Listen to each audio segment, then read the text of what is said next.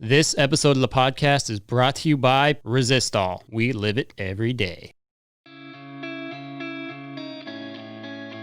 What sets Resistol apart is the legacy of the cowboys who wear the brand. These traditions are passed down from fathers to sons, from heroes to future champions. Since 1927, Resistol has been handcrafting the finest American-made cowboy hats. Generation after generation, we live it every day.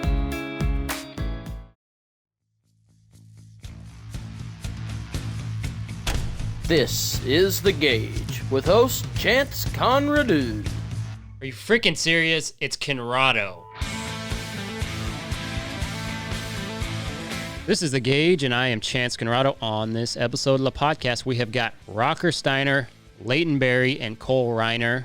We are in the Tin Barn, just outside of where the arena is. Like I had mentioned in the Sid and Tilden episode, we had to relocate to record these episodes. It worked out okay. We were able to get power. There's a lot of raindrops falling on our shoulders, but still, we had a good time. It was freezing cold. Rocker, Leighton, and Cole are a lot of fun. They're good buddies, and they have a great friendship, and we kind of got to talk about Leighton and Cole's background, and then got to all take turns poking fun at Rocker, who will not disclose his age. But I think this one, if you're just looking for pure entertainment and a little bit of information about the Riggin Rally, this is a fun one, so check it out. All right, guys. So here's the deal. Rocker, you and I were probably talking about having the three of you on the show, 2-3 months ago? Yeah, right after the first one. Yeah. And you were like, I can promise you, if it's the three of us, meaning you three, on the show, it would be the most entertaining thing ever. No, it's definitely going to be. There's a good chance. There's a good chance. We do a lot of stuff together, so we got a lot of stuff to talk about. Right. I mean, we've had broads on here who've shot lions. No, I think we can top it. Hey, we survived we on take down islands. lions with our hands, bro. Lions? Mm-hmm. I saw the picture. That was a kitten. Well, Ted's pretty big, so I mean, Ted's our cat, by the way. When did Cole and Leighton, when did you guys get here, though? To down there or up here? To Darby? This area. Well, actually, we've been on the rodeo trail the last couple days. Yeah. It's been quite some exciting, unfortunate and fortunate events the past couple days. Really? You guys travel together? Yeah, we travel Cole together. and I travel together and live together at the Steiner Ranch in Weatherford. Yeah. And I grew up just north of there in a little town called Poolville, Texas. Yeah. Home of Bob Tallman. There you go. Yeah, but me and Cole were headed from Evanston, Wyoming to Lakeview, Oregon yesterday, and my truck ended up breaking down in the middle of the desert. Really? Yep, one of my injectors went out. The truck I've had it about a year now. I haven't had any problems with it, and we get stranded. What kind of truck? It's a 2005 Dodge. It's got a 5.9. 5.9? It should be yeah, gold. You would think. Nope. It's been an awesome truck, low miles and everything. But yeah, we get out there in the middle of the desert, and It's an hour and a half from Winnemucca and 2.5 from Lakeview, and it happened to be on Trenton Montero's family's exit. yeah. So the little story is actually crazy, and this is proof that when a door shuts, God will open another. So we pull over on the only rest stop in the middle of the desert, and we whip in there, and we start smelling diesel. So I get out, I look under my truck, and sure enough, there's diesel leaking out from underneath my truck. We pull it in there and pop the hood. It's spewing diesel everywhere. Got one of my injectors all messed up, and right about that time, two gentlemen pulled up in a little white Ford, and they were hunting some sheep out there, and father, son, Brent and Jim, and they offered to help us, and then when we realized we couldn't fix it on our own, they drove us 2.5 hours to Lakeview, Oregon, and me and Cole got there, and we're kind of bummed about our luck being stranded, and we ended up winning first and second. So no shit. Yep. So they drove you to the rodeo. They drove us to the rodeo. Were they ranchy people? They knew who you guys were. They knew who we were doing? when we introduced ourselves. They knew they recognized our names. The craziest part is Brent, the son, which he'd probably been in his 40s, his dad in his 60s. Brent was wearing a buckle from a junior rodeo in Lakeview, Oregon, and for the bareback riding. It was a crazy. So they knew right where to take you. Yep. So he said I hadn't been back there since I won this buckle in 1996. Was it? Yeah, 96. And they drove us 2.5 hours. Would refuse to take our money. We filled their truck up, bought them a case of beer, and they left, and we ended up riding with Clayton Bigelow up here to get to the Riggin Rally. So where's your pickup? Well, like I said, another awesome deal. Trenton Montero, his family's ranch, we broke down just past the exit to their ranch, and I'm talking, this is in the middle of nowhere, Nevada.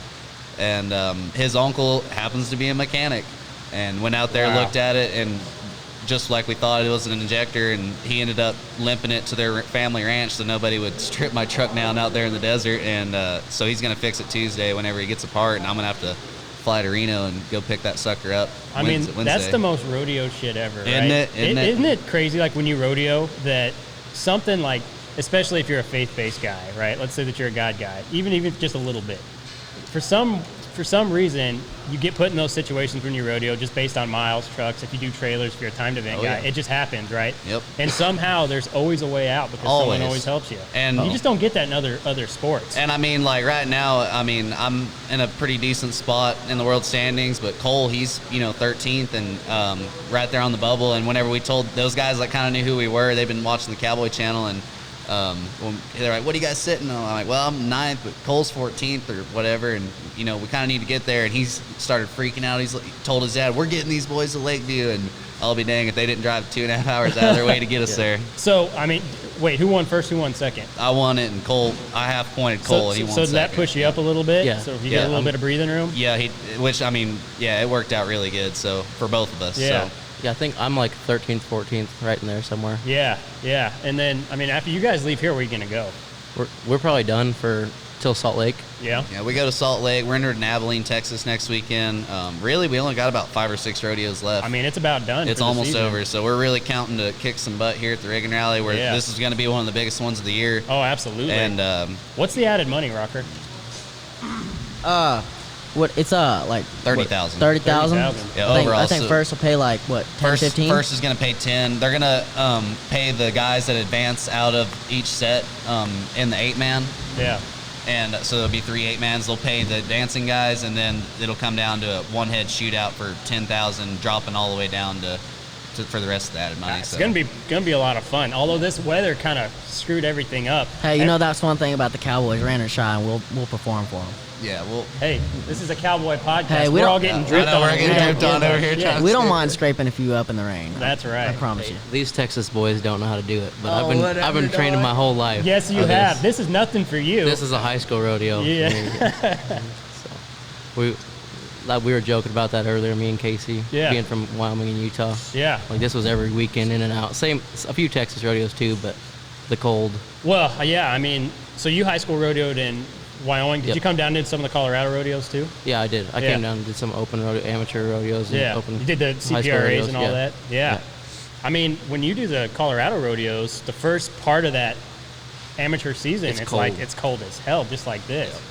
But for us, it's funny because we have sound equipment and all that, and we were actually set up in that little dance stage there, and it started coming down. And we just happened to make it work out in this place, but I think they need to patch the roof, maybe. I think the acoustics are pretty good in here. Yeah, this is some Montana roofing right here. I'm saying, but it's it's just nice. It's a good ambiance. The rain in the background. It's tranquil. It's just different. It's a little different, but what's fun about, I mean, Rocker's dad and Tilden, you guys kind of set this whole thing up, but for bareback riders like you guys, I mean, it's such a small group of guys, right? It's not like team roping or barrel racing or, I mean, really anything else. There's never been things where you can just go and perform against just your people and there's nothing else, right? You got all the time in the world. That's what's cool about this. You can kind of just take it easy. You got the whole day to wait for your deal and you don't have to rush around. I mean, I hope you guys, or whoever, just keeps this going because I think every event needs absolutely its own deal. And like you were saying, there isn't, like, you have the USTRC for team rope, and there's barrel races every weekend, there's calf ropings, there's everything there is to offer. There's bronc matches, there's PBRs, and so far for the bareback riding, it's just been you either pro rodeo or you amateur rodeo, and that's it. You know what I mean? And so to have Sid and Tilden's been a huge help with putting all this together, but mainly like the Steiner family in general, Rocker, Bobby, Sid, all of them getting together to put something up like this for us. I mean, this is a complete game changer. I mean, can you think of anything for your guys' event, because it is just one of the smaller ones in rodeo? It is. It's just bareback's one of the smaller events in rodeo that actually helps elevate the sport that you guys are a part of. But that's what I like about bareback riding is not everyone can do it. Right. It's a rough, tough event, and not everyone has the guts to do it. But I mean, the guys that do it, they're they're rough, tough guys. I mean, they're a lot like UFC fighters. They're gritty, they're tough, they're mean. They've got the fight, they got the will to do it. So I mean, that's what we like about it. I mean, nothing against team ropers, but it's not hard to swing a rope. I mean, it's hard to be the best in the world, but I mean Rocker's physically, gonna get us all in a I've fight. seen rockers swing a rope. It's pretty tough. Yeah, it's ugly. Well, okay, but Rocker, you didn't do anything really with horses at all until no, recently. I did nothing with horses. I didn't get on a saddle horse. Really. I mean, I rode every once in a while, but I really didn't start saddling up till I was 13, 14 years old when I started riding barebacks. Right. What was it like for you guys, like seeing the little wakeboard kid from Texas, and of course his grandpa and dad had done rodeo stuff, but that was a long time ago. I mean, how did you guys kind of become friends?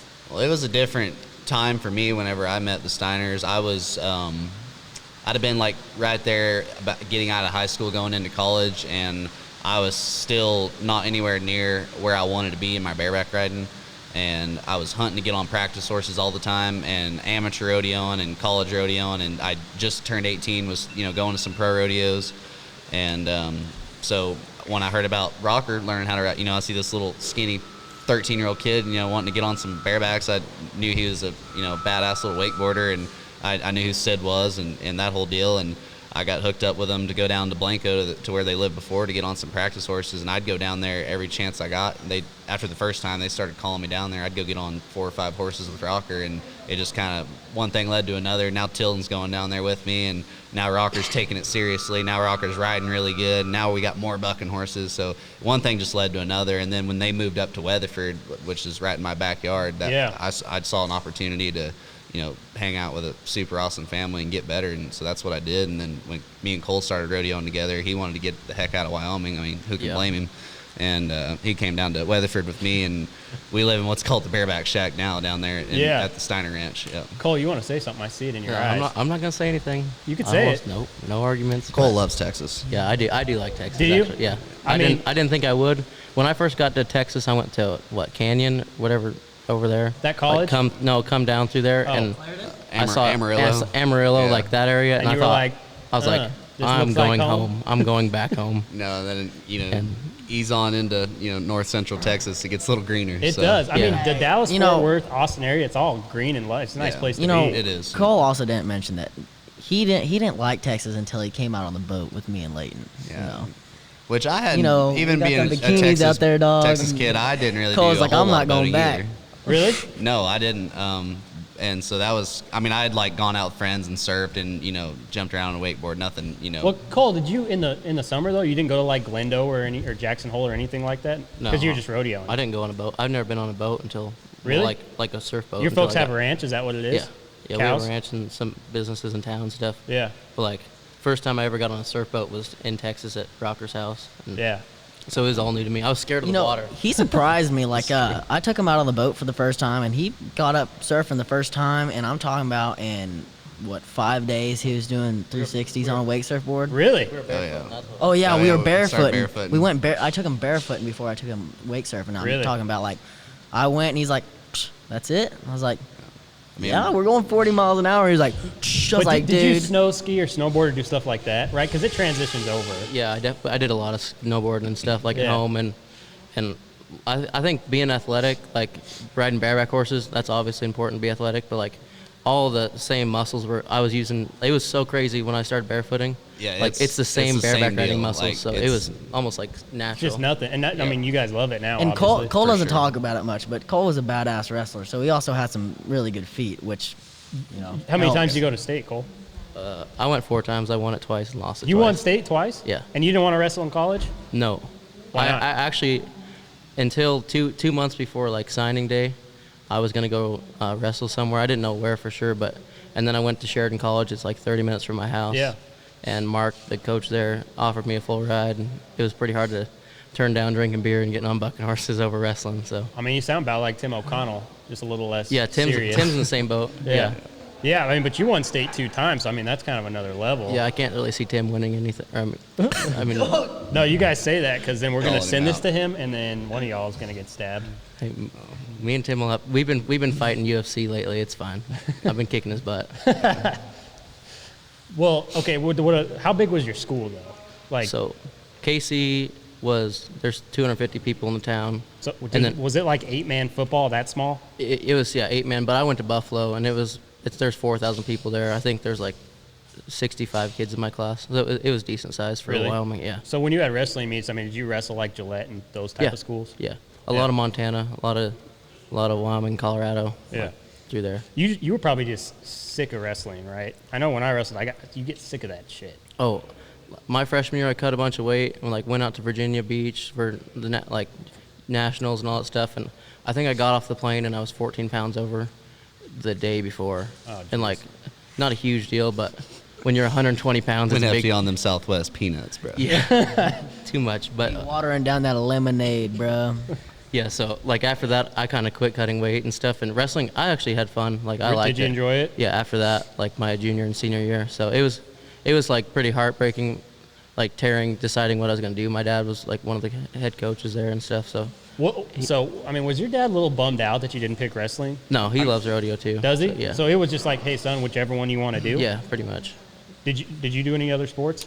You know, I was homeschooled all through high school, and I grew up roping calves and team roping, and that's all I did growing up. I was always wanted to work all the events, and I fell in love with roping calves. I started team roping when I was probably 7, like real young, and did that for a long time, rode steers and junior bulls and that sort of thing, and just kind of my dad, you know, he didn't care what I did. And as long as it was rodeo? He didn't. If I'd have been playing baseball, football, which I did, you know, in junior high and stuff, but never, like, I wanted to come home and practice. So, and, wait, were you homeschooled all through school? No, I went to a public school until my 8th grade year, and then kind of made the decision that I wanted to spend more time with my roping. And I didn't even have a twinkle in my eye about riding barebacks when I started homeschooling. I just wanted to be able to come home and rope calves and ride my horses and get better at that. So my parents agreed.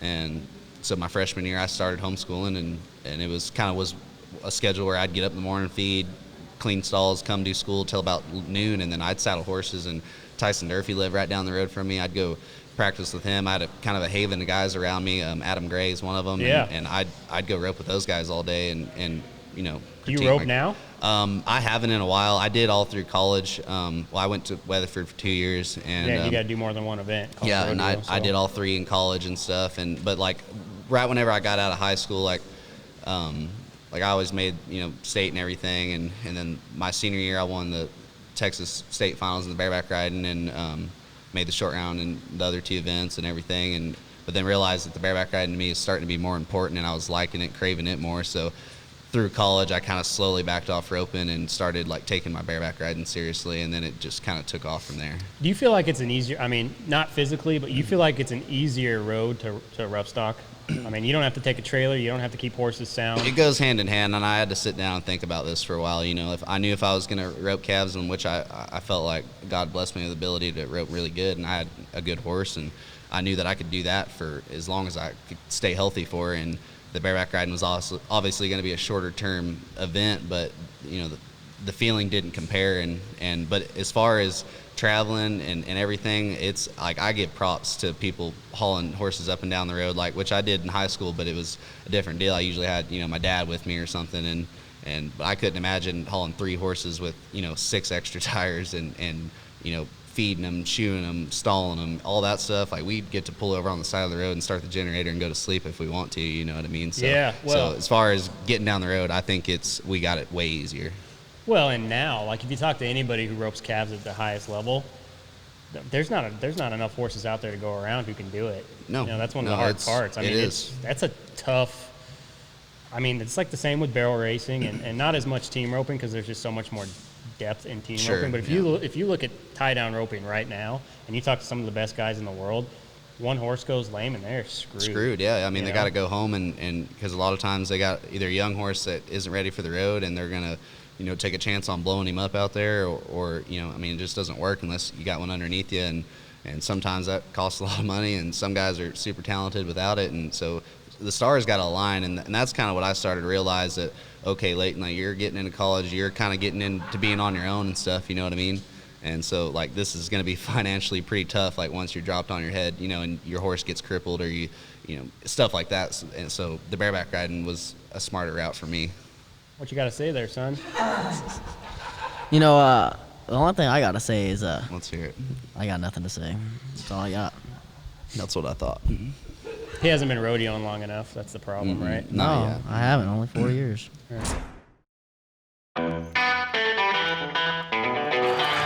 I think really if you look at the history of the Steiners, we've never talked about anything but being great. Rocker, I mean, he's been like a little rock star from the time he's been able to walk. I never thought I was going to carry on the family rodeo deal, but I guess it hit me in the back of the head. He's ready to show what he can do.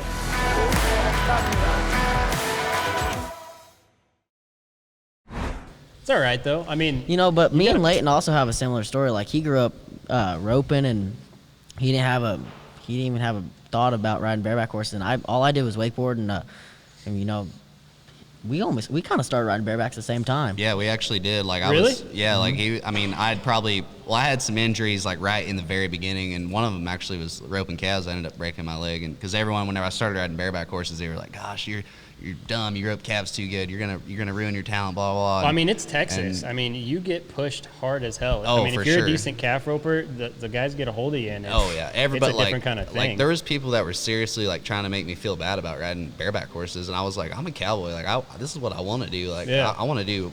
At the time, I wanted to do both, and I did. Like I ended up winning a lot of all rounds and that sort of thing. And I thought, it's still one of my main goals to win the Linderman and win the all around of the world. Wait, Right. When did you start riding bareback horses? I don't even know this. When did you start? So Dude, I didn't even know. So I got on 3 or 4 ahead my sophomore year when I was 15, and only got on a few, was like roping calves, had a lot going on, and then coming around to be 16, I got on I think maybe 10 head, and I had an accident happen and I compressed my spine, so I was out for about almost 6 months, and then Joe B, who's one of my kind of like my godfather a little bit. Like he's Dude, helped me a ton. Who is he not? No, seriously, like he coaches everybody. Oh yeah, in and Texas. he's been one of my mentors since I was 12 years old, and Yeah, like you and 100 other people. And if Yeah. you're not from Texas, he's going to tell you, you suck. No, Joe believes in everybody, and he's a great guy. He is a good guy. And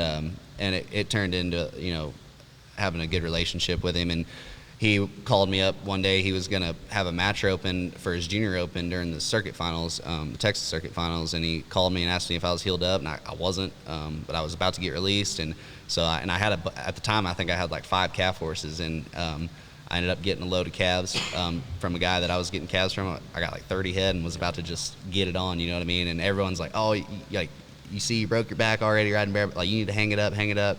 And then I'll be dang if the first one I don't run to start getting ready for that match. I get off my good horse, and we were just going fast, and she kind of stopped on her front end, and I get off and I break my left leg. And I'm out for another 6 months with a cast from my toe to my hips, you know what I mean? So that just went to prove like you can get hurt doing anything or any event. And so that put me out basically another year. So like right at the end of being like 16 years old, coming into being 17 is when I actually finally got to like get on consistently. Right. So I got on for about a year, and then had a horse flip over with me, and I broke my shoulder right after I won the Texas state title.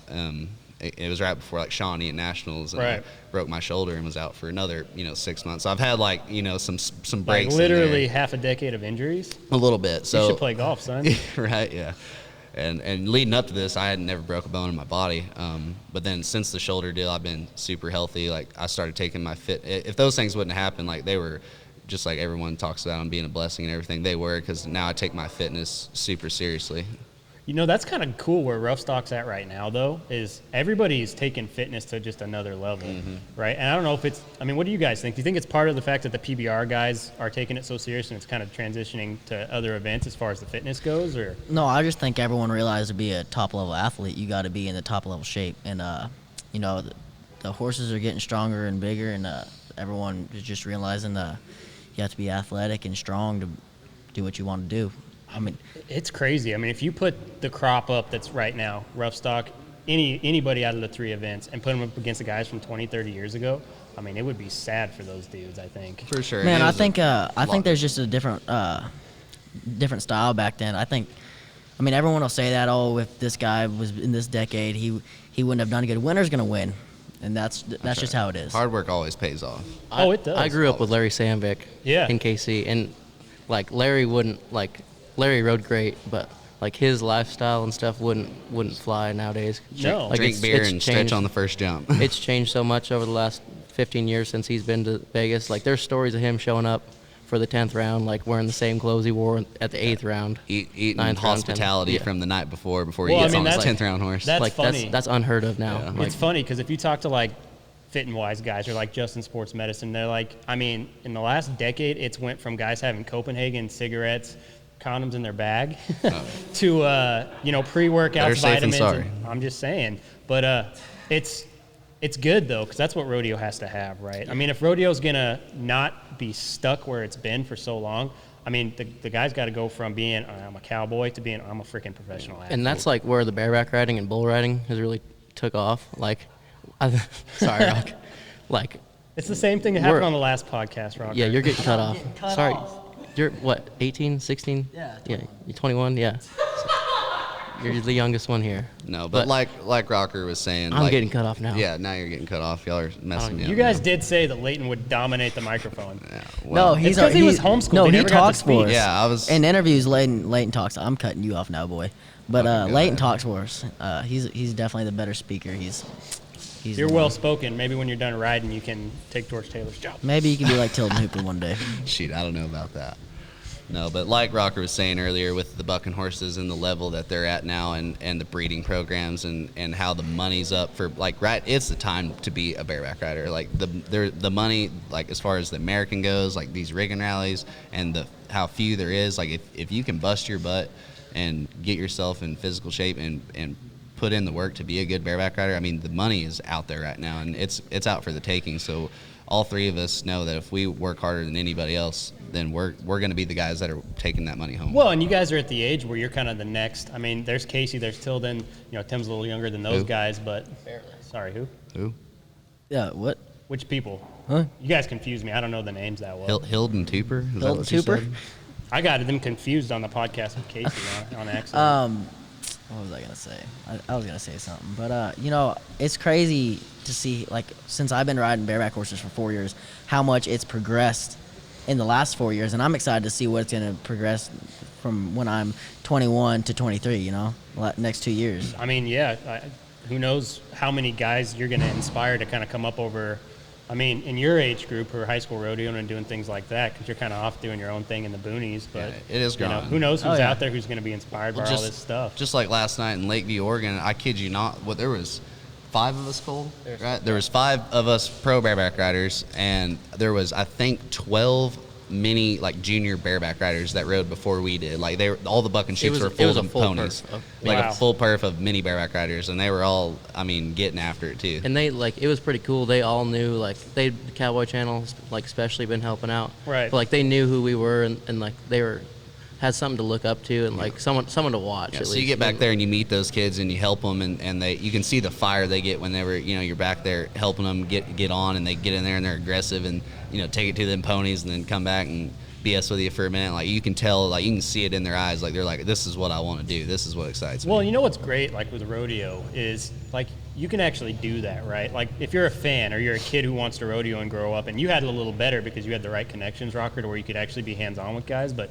I mean, if you want to play football, you're not going to get to talk to any professional athletes. No, and that's what I think is badass about bareback riding, any rodeo sport. Like if you like you said, if you want to be a top level football player, when you're 16, 17, you're not gonna be able to touch an NFL football. You're Like, not even going to be able to touch a college athlete. D1 athlete, you're not gonna get to talk to them. I mean, maybe if you just see them hanging around, you click with them and they want to hang out. But that's what's cool about this is like Leighton. I mean, he's just 21, and when I met him, I was 14, 15. 14, yeah. And I mean, even like hanging out with him and Cole, I mean, I can learn so much from them. And I mean, they're going to go to their first finals, and I mean, in any other sport that wouldn't be happening.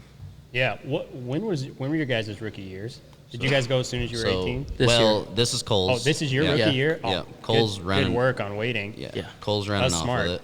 I didn't get my permit until I was 19. so, Really? no.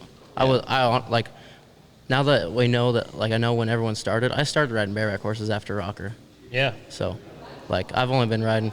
August 7th, actually, of 2016 was the first one I got on. Yeah, Really? We both And then- like. and then I didn't- You started, I was riding August 29th. Yeah, but You've then- been riding but- more than me. Dude, I quit. We all started about the same I time. broke my wrist. I was out for a year and like didn't get to start till the next year. You know what's crazy about that is that you could start something like bareback riding and make it to the finals. Yeah. Just based on the work. And I mean, you guys have athletic backgrounds, and if you didn't wrestle and you didn't rope cap, I mean, because there's nothing in rodeo, at least from a coordination standpoint, that's more athletic than tie down. For sure. From a coordination standpoint, No, it's not brutal like it's that. fast. There's a lot It's going on. fast, and, I mean, I agree with that one too. I mean, if you ever roped calf, and I mean that's all I've ever done my whole life is rope calves at a pretty high level too. But if you rope with people who aren't athletic, Oh yeah, it doesn't matter. There's great horsemen out there. There's great concept people in tie down because there's a huge pool of guys who just want to rope calves, right? And they may have some of the best horses, but if they're not athletic, No, they're not even going to make it to the high school. No, final. they can't. You can't compete. Like they can't compete with guys like that are in the physical shape, riding good horses. It's just not going to happen. You know what I mean? And that goes the same with the bareback ride. And it shows who's putting the work in. You know, you can see it in guys' feet and how fast they are or not. You know what I mean? It's you got to have that athletic. Well, hey, there's 24 guys here right now that will be willing to help any kid that wanted to like contact them and was willing to put in the work. That's the cool Yep. part about rodeo. Yeah, I mean, there's nothing else like it though. I mean, no other sport's like that. It's like F you, I'm competing against you, but it's rodeo as a whole, right? No, it's like it's I always, like we want bareback riders. We want to grow the sport. We want more of them. I mean, it is growing, and a lot of it's due to people like Sid Steiner. He's about to put on one of the biggest bareback ridings of the year. You know what I mean? So, You know, hold on. Go You ahead. know, that's one thing about bareback riders is when you're pushing other guys, you're not just pushing like if I'm trying to push Leighton, I'm not just trying to push him. I'm trying to push me because if I can make him better, then he's going to try to make me better. If he can try to make me better, then I mean, it's a nonstop merry-go-round of competitiveness between us three. Like who can make toes faster? It doesn't matter. Like we are trying to. At the same time, we're trying to beat each other as badly as possible, but at the same time is making all, like, because I can say Rocker hangs with us better than any 16-year-old kid out there can. oh, so And 16. I'm not 16. I'm not 18, 16. What do you mean? 18-year-old 21. kid What do you can. mean? Depends on And- where we're at. Yeah, it depends. And but like, we're always pushing each other, and we will get fighting mad. But then Yeah. These two fight like cats and dogs. but it's just constantly. because Hey, I'm the dog and he's the cat. I always win. What do you mean? See what I mean? But it's only like I've gotten Better watch better. out. You know, I've learned a lot from Rocker. He's got to learn a lot from me. Cole the same way. I mean, we're just a big family. I mean, bareback Cole's riders. got 2 state championships. He could probably wrap both of you up. See, he at hasn't one time. tried Hey, to yet. I'm more scared of him. We than call him. Cole the sleeper. I would be scared of that. He has 2 state championships. You I'm- just don't screw with people who have state championships. I'm the calm one out of these three. Whenever Like, things get bad, we just whistle for Cole, I don't know. and then he comes around the back. Yep. Does everybody know He comes around the back. about your wrestling merits? No, I don't ever Nobody. talk about You it. shouldn't. Me and Rocker can usually handle it, but if we can't, we give a little. Cole comes running. I see it in his eyes. It's more like a, and he's like, That's Cole. Yeah, something like that. That's not the worst position to be in. No. Rocker's over here, and him and Leighton are fighting constantly. So I get to watch and laugh at all of it and be quiet. So it's pretty good. Huh? I mean, Rocker's the smallest and the loudest. Hey, Rocker's so the you're gonna have feistiest. to save him. No, Hey. I've seen Rocker and Leighton go at it, and Rocker's bitten chunks out of Leighton's legs. This and, is true. And You got to do whatever you have to do. "Don't That- you bring it up." I Do will. it. I'm Don't not. you No, bring it up. I will not. Full disclosure. Hey. Nope. Why don't you bring it up? No, I'm Yeah, not. let's hear it, Rock. Hey, I do whatever it takes to What win. happens? So yeah, let's just say at the end of the day, Rocker does Don't- absolutely whatever it anything takes to win. I do whatever it takes to win. I mean, I still feel violated, by No. the way.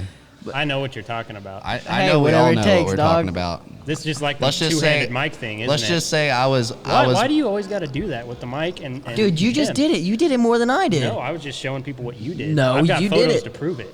This podcast is taking a turn. I don't like They this always anymore. do. They always do. You know, but Cole was saying when he starts, like when me and Leighton and him start traveling together, Cole might need a police baton It's true. Or a taser. or a taser, stun gun, from mainly me and Leighton. We're gonna have to put Rocker like in one of those like straight jackets and throw him in the back of the van or something, or the camper. we can't even Throw play him in the spike box. ball together anymore because these two get into it Yeah, so because bad. me and Lefty Holman start kicking some ass, and then Leighton over here. Hey, starts me and crying Lefty about did it. pretty dang good. Okay. He's trying to get rid of that homeschool. Why did you want to homeschool? Just because that's what you Strictly do? because, well, I also like where You I weren't went. worried about missing all the stuff that you get to do in No, high not school? at all. I got to do so much more whenever I got it. So like where I went to school, there was like no kids that rodeoed, no kids that even like really hunted. It was more like it was a big basketball school. That's the only sport I'd never really played was basketball. So I couldn't really relate. You don't look I was- like a basketball player. No, I was not any a more than basketball I do, player. or either of these guys do. Hey, what do you mean? I'm a baller, bro. I was buddies with everybody. You know, they knew I was an athlete, but like they couldn't relate to me at all. And I would get home at 3 o'clock or whatever, and mom making us do our homework, and you can't go saddle anything to get your homework done. So the next thing I know, it's 5 o'clock and it's getting dark. In You the got fall. straight A's, huh? So I did in school actually. Homeschool was a little bit of a different story. Let's just say that I liked rope a lot more. But I did pass. I did pass high school.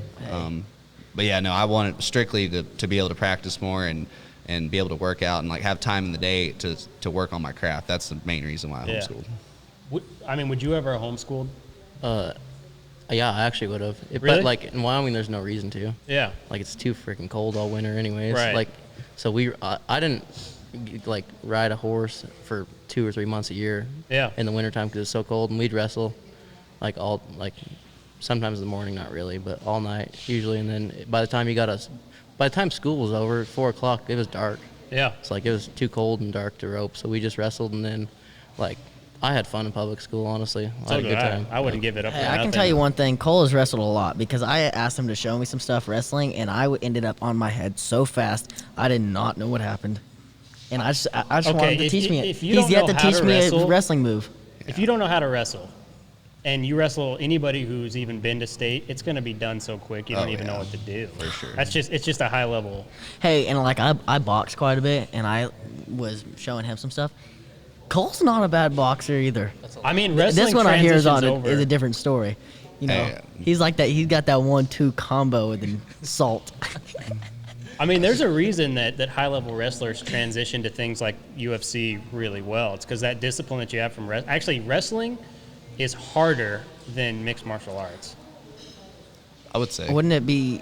No, it's harder. I can tell But you wrestling is in mixed martial It arts. is, but I'm talking about the conditioning and just the mental strain. No, I went to Cowboy Cerrone's and Yeah. I went and trained with him for a little bit, and we wrestled, and I was so sore by the end of it. And his wrestling coach, his boy Charlie is like, he was like 13 at the 13 at the time, and I was way bigger than him. And this kid was sticking. I was so mad. He was whipping me, and I was so mad. Oh my yeah. god. I mean, I wrestled Dude. and did all that, but because I quit rodeoing for a little bit, and I did mixed martial arts for about 4 years. And it was so much, like if you do jiu-jitsu, right? Like you've probably done some jiu-jitsu. since Yeah, a you've little been bit older. at Cowboys. Yeah, but it's so much more relaxed than wrestling. I mean, Oh the no, stress it's of it's high-level awesome. wrestling I love is- jiu-jitsu's badass because you're safe on your back. You're safe. Yeah. You can keep them off with your feet, and when they attack, triangle, done. But it's just the stress of high-level wrestling is so much higher, I think, than Oh pretty yeah. much anything No, I else. love wrestling. When I came back from Cowboys and wanted to get into it, but I mean I wasn't in school and I don't know. But I love Are wrestling. you homeschooling right now? Is that what you're doing? Yeah, sure. Yeah, you should not mention that. Yeah, he's homeschooling. He's homeschooled. But that's like something badass that we're looking forward to is like Yeah. possibly going down to Cowboys with Rocker one of these days Yeah. for 2 weeks, 3 weeks. I don't know, however long. I mean, Probably a week. I don't know if Cowboy can handle me for that long. Yeah, it's true. He's got. Well, He's we got, might be down there. He's Rocker got might be danger, kicked but out. I think I'm a little bit more of a hassle. But yeah, I want to take these boys down there and maybe even before the finals, take them down for like I don't know, like 4 or 5 a week. I mean, that would probably be the best way to prep for. For sure. No, I was gonna say Vegas. We're gonna but not be Vegas. doing some boxing with some boxing trainers and stuff like that. Like anything that can get our muscles, reacting fast. You know what I Yeah, mean? when we get home, we're gonna go on not like a too strict of a diet. We're probably gonna eat pretty healthy and work out a couple. Probably might be doing 2 days. for a little bit. There'll be some 2 days for a while for Well, sure. you just let Cole write the workouts. He'll handle you guys. No, we're doing surfing. We're surfing. That's all we we're doing. barefooting, bro. That's the best workout ever. And foiling. All right, guys. So we're trying to keep these a little shorter than like the normal episodes. Just people are lining up. But where can you be found on social media? Go ahead, Cole. I got my Instagram, like whatever it is. What is it? I don't know. What is it? Hold on. Pull it Hold on. up. Yeah, Pull I it don't know up. what it is. Here, I got you. It's just, I think it's my name. It's Cole _ Reiner Reiner 8. Yeah, there you go. What's the 8 stand for? What's that about? You can't do Cole Reiner. Someone's already got that. So it doesn't stand for anything. No. But, I think mine's just Leighton _ Berry. Yeah. If you can spell my name, you can find me. That's going to be hard for some people, probably. Rocker _ Steiner. There you go, girls. You can also Gotcha. be found on. You can find them on Grindr. That's true. This is also true. No, it's not true. Hit him up, I hate boys. these. I hate these guys. Hey, what's Grinder? I don't even know. I thought it was. He said guys, so I kind of caught on, but I don't It's even know. exactly what it sounds You like. made the profile, Cole? Yeah, I made it for He him. probably did. Cole's Wait, got the are you prettiest on hair. it? Did you see the account that he made? I knew you were on it, dog. Oh yeah. I just switched it around to be picking on someone. What do you say about your hair? What about cutting this podcast short? I said he's the one who made the accounts because he's got the prettiest hair. I knew that'd strike a chord with you. I don't know what you guys You know are why I talking did about. that, right? To confirm the Grinder account? Yeah, 100%. That was a bad move. Hey. Yeah, we gotta go ride some bareback horses. Hell yeah. I'll be watching you guys. Well, thanks for having us on. Appreciate Thanks, you. guys. We'll do another one in Fort Worth sometime. Yeah, absolutely. Yeah. I say, oh, brother, let's go now. This has been The Gauge, hosted by me, Chance Conrado, produced and edited by our guy Ty Yeager. Shout out to the executive producers Dustin Pointer and Cody Denton. Marketing and content by Cassie Emerson. Our theme song is by Shay Ashshire and the Night Howlers. Make sure to rate and review this podcast as well as follow The Gauge on Twitter, Instagram, and Facebook. And make sure to subscribe to The Gauge wherever you get your podcasts. We'll see you guys next time. Oh, my dear.